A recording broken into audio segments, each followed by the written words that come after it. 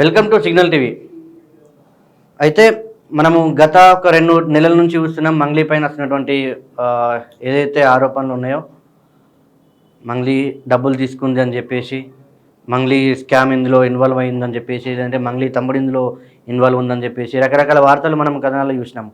అయితే మంగ్లీకి సంబంధించి ఒక కొత్త అప్డేట్ అయితే మీ ముందుకు తీసుకొచ్చిన. ఏంటంటే మంగ్లీకి సంబంధించి మంగ్లీ ఈ వ్యవహారం స్టార్ట్ అయినప్పటి నుంచి మంగ్లీ పైన కొన్ని వార్తలు అయితే మనము యూట్యూబ్లో చూసినాము, కొన్ని వార్తల ఛానల్ చూసినాము.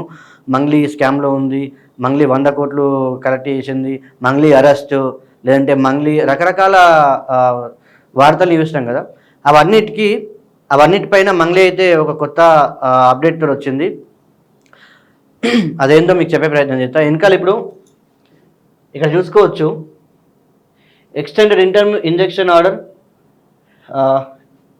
Rule number 1(2) of CPC in the court of the additional chief judge city civil court Hyderabad.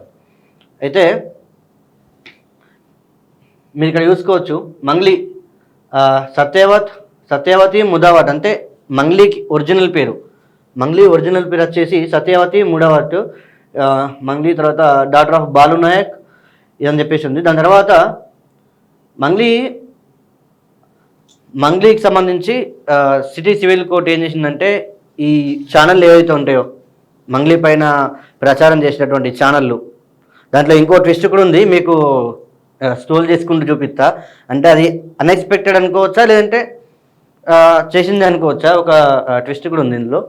అయితే ఏంటంటే మంగ్లీకి సంబంధించి సివిల్ సిటీ కోర్టు ఏదైతే ఉందో ఈ ఛానల్ అందరికి కూడా నోటీసులు పంపించడం జరిగింది.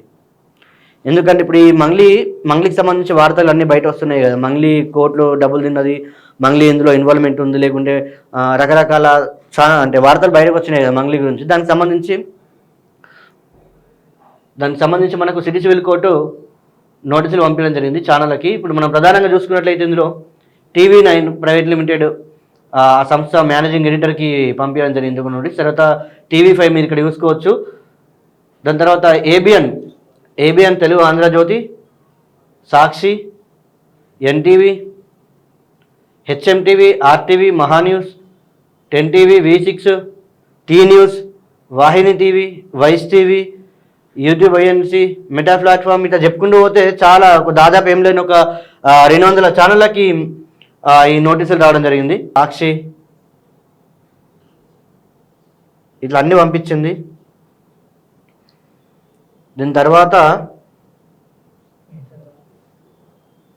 ఇవి ఇన్స్టాగ్రామ్, ఇవి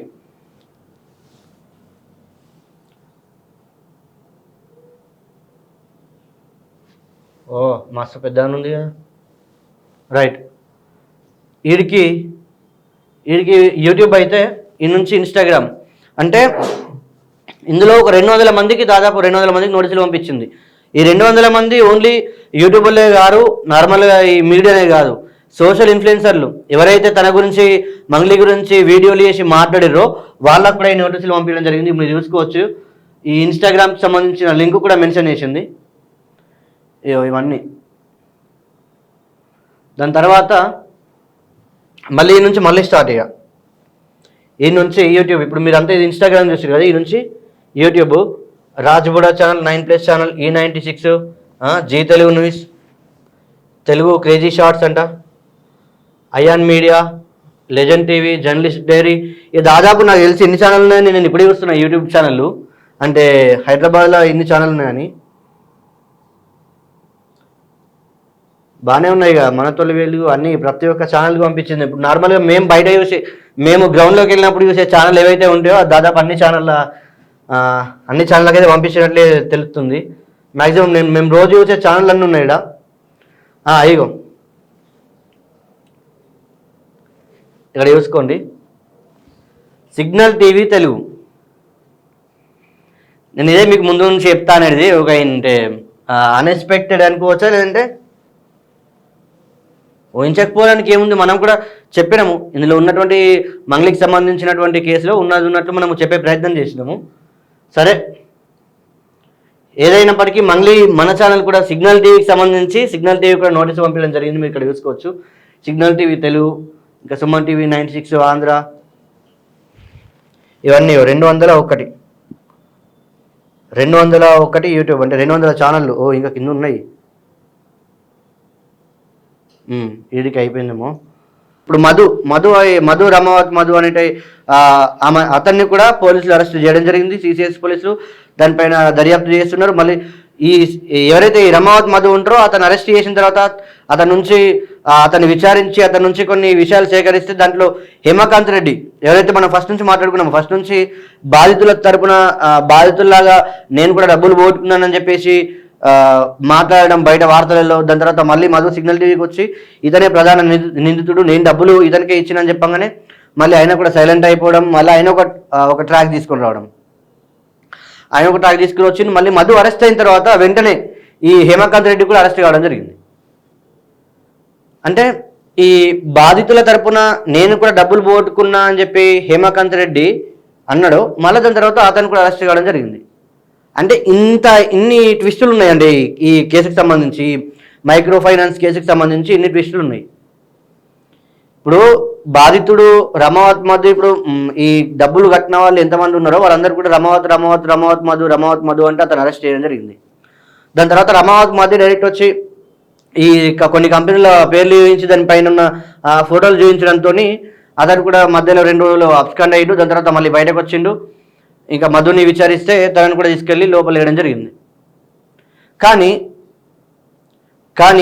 ఈ మంగ్లీ కుటుంబానికి సంబంధించి ఇంతవరకు ఎవ్వరూ అరెస్ట్ కాలేరు. వాస్తవానికి ఏంటంటే ఇందులో అరెస్ట్ కాకపోవడానికి కారణం ఏంటంటే ఏదో నోటి మాటల్లో ఇప్పుడు ఏదైనా ఇప్పుడు ఏ ఇష్యూ జరిగినా అంటే ఈ మైక్రో ఫైనాన్స్ కంపెనీ ఇష్యూయే కాదు, ఇంకా సొసైటీలో ఏ ఇష్యూ జరిగినా కానీ వాళ్ళపైన ప్రధానంగా వెళ్ళి పోలీస్ కంప్లైంట్ ఎఫ్ఐఆర్ ఫైల్ అయితే తప్ప ఎవరిపైన యాక్షన్ ఎవరు తీసుకోరు. ఎవరిని పోలీసులు ఈజీగా అరెస్ట్ చేయరు. మనం ఏదో వార్తలలోకి వచ్చేసి 4 పేర్లు చెప్పాలని తీసుకొని లోపల లేదు, దానికి అంతా ఒక ప్రొసీజర్ ఉంటుంది. ఇప్పుడు మధు మీద ప్రధాన ఆరోపణలు వచ్చినాయి కాబట్టి ప్రతి ఒక్కరు మధు అని చెప్పారు కాబట్టి మధు మీద ఆల్రెడీ కేసు ఫైల్ అయింది. మధుని తీసుకొని లోపల వేసారు. కానీ మంగ్లీకి సంబంధించి మంగ్లీ కుటుంబానికి సంబంధించి వాళ్ళ తమ్ముడు ఎవరైతే మంగ్లీ పైన ఎక్కడ ఎఫ్ఐఆర్ నమోదు కాలేదు. అంటే ఈ కేసుకు సంబంధించి ఇట్లా మా దగ్గర నుంచి డబ్బులు తీసుకుంది మంగ్లీ అని చెప్పేసి ఏ ఒక్క బాధితుడు కూడా వెళ్ళి ఎఫ్ఐఆర్ చేయలేదు. వాళ్ళ తమ్ముడు శివ చౌహాన్ మీద కూడా ఏ కేసు కాలేదు. ఈ పంజాగుట్ట పిఎస్లో అయిన కేసులన్నీ కూడా ఈ అడ్వకేట్ సుబ్బారావు ఎవరైతే బాధితుల తరపున మాట్లాడిండో ఆ అడ్వకేట్ సుబ్బారావు మంగ్లీ తరపునే వాళ్ళిద్దరి మధ్యలోనే కేసులైనాయి. ఏదో నాకు థ్రెట్ ఉందని చెప్పేసి తనన్నాడు, ఏదో ఆయన థ్రెట్ ఉందని సుబ్బారావు అడ్వకేట్ కేసు ఫైల్ చేయడము. దాని తర్వాత మళ్ళీ మంగ్లీ కూడా రిటర్న్ కంప్లైంట్ ఇవ్వడము, నా పైన ఫాల్స్ అలిగేషన్ చేస్తుండని చెప్పేసి మంగ్లీ సుబ్బారావు పైన కేసు వేయడం ఇంతవరకు జరిగింది. కానీ బాధితులు స్వయంగా వచ్చి మంగ్లీ మీద ఎవ్వరూ కేసు వేయలేదు ఇంతవరకు. ఎక్కడ ఏ పోలీస్ స్టేషన్లో మంగ్లీ ప్రధాన నిందితురాలని చెప్పేసి, లేదంటే మంగ్లీకి మేము డైరెక్ట్ డబ్బులు కట్టినాము మా దగ్గర పలానా సాక్ష్యాలు ఉన్నాయని చెప్పేసి మంగ్లీ పైన ఎవరు కేసు వేయలేదు. సో ఇది మంగ్లీ కేసుకు సంబంధించి. అంటే మంగ్లీ కేసు అంటే ఇప్పుడు అంటే సొసైటీలో కూడా మంగ్లీకి ఆ గుర్తింపు ఉండడం వల్లనే ఇందులో మంగ్లీ అంటున్నారు. ఇప్పుడు శివ చౌహాన్ ఉన్నాడు, లేదంటే రమావత్ మధు ఉన్నాడు. రమావత్ మధుకి బయట ఇంతవరకు అంటే ఈ కేసు బయటకు వచ్చిన తర్వాతనే అతని పేరు ఎక్కువ వినిపించింది కాబట్టి అతను ఎవరు గుర్తుపట్టరు. ఇప్పుడు మంగ్లీ ఏంటంటే ఇప్పుడు మంగ్లీ ఒక పాటలు పాడుతుంది, ఒక సమాజంలో అంటే సొసైటీలో గుర్తింపు పొందిన మనిషి కాబట్టి అందరూ యూజువల్గా మంగ్లీ అని అంటారు.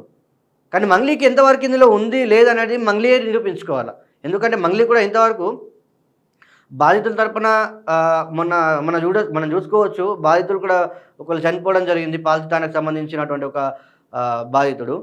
ఆ బాధితుడి దగ్గరికి వెళ్ళడము లేకుంటే డైరెక్ట్గా మిగతా బాధితులు ఎవరైతే ఉన్నారో వాళ్ళ దగ్గరికి వెళ్ళి వాళ్ళ దగ్గర పూర్తి వివరాలు తెలుసుకొని వాళ్ళ తరపున ఒక కేసు ఫైల్ చేసి ఉంటే ఈ మధు పైన కానీ లేకుంటే మంగ్లీ దగ్గర ఉన్నటువంటి సమాచారం తీసుకెళ్ళి ఏమైనా కేసు ఫైల్ చేసి ఉంటే మంగ్లీ గురించి పెద్దగా ఇదేది కాదు. కానీ కాకపోతే మంగ్లీ దీంట్లో బయటకు రాకపోవడము, మంగ్లీ బాధితుల తరపున మాట్లాడలేకపోవడము, ఇది ఒకటే కొంచెం ఇలా అంటే డిఫరెంట్గా అనిపిస్తూ ఉన్నది. అంటే దీంట్లో అంటే చూసే వాళ్ళకి ఏమనిపిస్తుంది అంటే మంగ్లీ బాధితుల దగ్గరికి వెళ్ళకపోవడంతో, బాధితుల పైన కేసు పెట్టకపోవడంతో, అంటే బాధితుల తరపున కేసు పెట్టకపోవడంతో ఇందులో మంగ్లీ పాత్ర కూడా ఉందని చెప్పేసి అనుకుంటున్నారు.